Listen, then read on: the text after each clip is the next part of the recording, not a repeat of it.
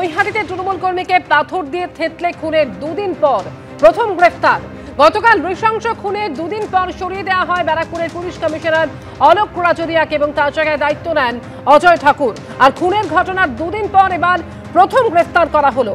বিস্তারিত জানবো, সমীরণ পাল রয়েছেন আমাদের সঙ্গে। সমীরণ, দেখো, খুনের ঘটনার দুদিনের মাথাতে গ্রেপ্তার করা হলে অক্ষয় গন্ডকে, এবং অক্ষয় গন্ড হচ্ছে প্রধান অভিযুক্ত রাজেশ সাউয়ের শালক। তাকে নৈহাটি থেকে গতকাল গ্রেপ্তার করা হয়েছে এবং আজ তাকে ব্যারাকপুর মহকুমা আদালতে পেশ করা হবে। পুলিশ কমিশনার বদল হতেই এই খুনের ঘটনায় গ্রেপ্তার। এই সন্তোষ যাদব খুনের ঘটনায় চাঞ্চল্যকর তথ্য দিয়েছে অক্ষয় গন্ডের বাবা, এবং তিনি যেটা জানাচ্ছেন যে গত পরশু দিনকে অর্থাৎ খুনের ঘটনার আগে সন্তোষ যাদব তৃণমূল কর্মী সশস্ত্র অবস্থায় এসেছিল তাদের বাড়িতে, রাজেশ সাউয়ের বাড়ির সামনে, এবং তার আগের দিন তাকে প্রাণে মেরে ফেলার হুমকি দিয়ে গেছিল। তারপর তাকে সশস্ত্র অবস্থায় দেখে রাজেশ সাউ এবং তার অনুগামীরা তাকে ধরে ফেলে। সেই সময় বাইক ফেলে পালাতে যায় সন্তোষ যাদব। তখনই একটি টোটোতে করে যখন যাচ্ছিল তখন তাকে ধাওয়া করে এই খুনের ঘটনা ঘটে। এরপর তিনি আর কিছু বলতে পারেননি মদন গৌড়, এই বৃদ্ধ, এবং তার বক্তব্য যে এই ঘটনার পর গৌরীপুর কুলি লাইনে তৃণমূল কর্মীরা তাদের বাড়িতে ভাঙচুর চালায় এবং রাজেশের বাড়িতে ভাঙচুর চালায়, আগুন লাগিয়ে দেয়, এবং যারা হামলা করতে এসেছিল তাদের ধারালো অস্ত্রের কোপে তিনি গুরুতর জখম হয় এবং হাসপাতালে ভর্তি ছিলেন। আজকেই হাসপাতাল থেকে তিনি ছাড়া পেয়েছেন।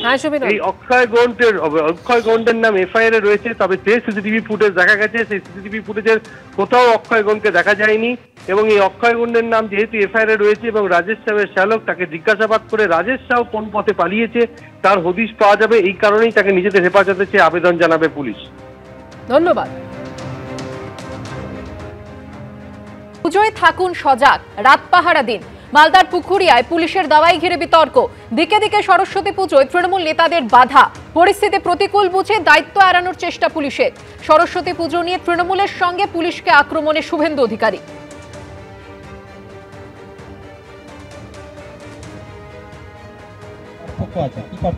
মালদার পুকুরিয়ায় পুলিশের দাওয়াই ঘিরে বিতর্ক, যেখানে দাওয়াই দেওয়া হচ্ছে যে পুজোয় থাকুন সজাগ, রাত পাহারা দিন। আর তা নিয়েই যত বিতর্ক। দিকে দিকে সরস্বতী পুজোয় তৃণমূল নেতাদের বাধা। পরিস্থিতি প্রতিকূল বুঝে দায়িত্ব এড়ানোর চেষ্টা করছে পুলিশ। সরস্বতী পুজো নিয়ে তৃণমূলের সঙ্গে পুলিশকে একযোগে আক্রমণ শানালেন রাজ্যের বিরোধী দলনেতা শুভেন্দু অধিকারী।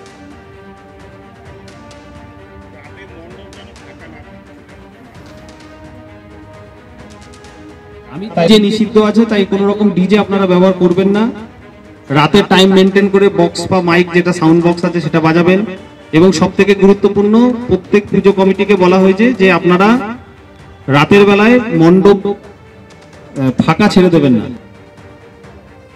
শুনতেই পেলেন, যেখানে পুলিশ কর্মীর তরফ থেকে পুলিশ আধিকারিক তিনি বলছেন যে রাতে সজাগ থাকুন এবং কোনোভাবেই মণ্ডপ ফাঁকা রাখবেন না, রাত পাহারা দিন।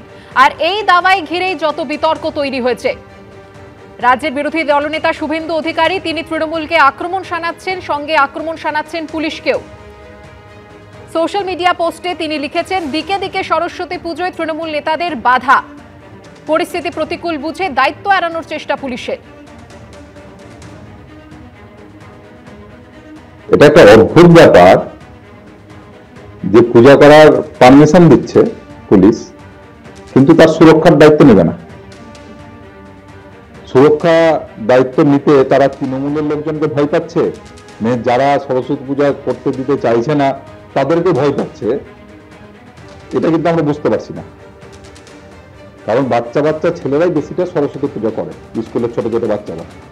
তাদেরকে যদি রাত জেগে পাহারা দিতে হয় সরস্বতী পূজা, তাহলে পুলিশ কি করবে?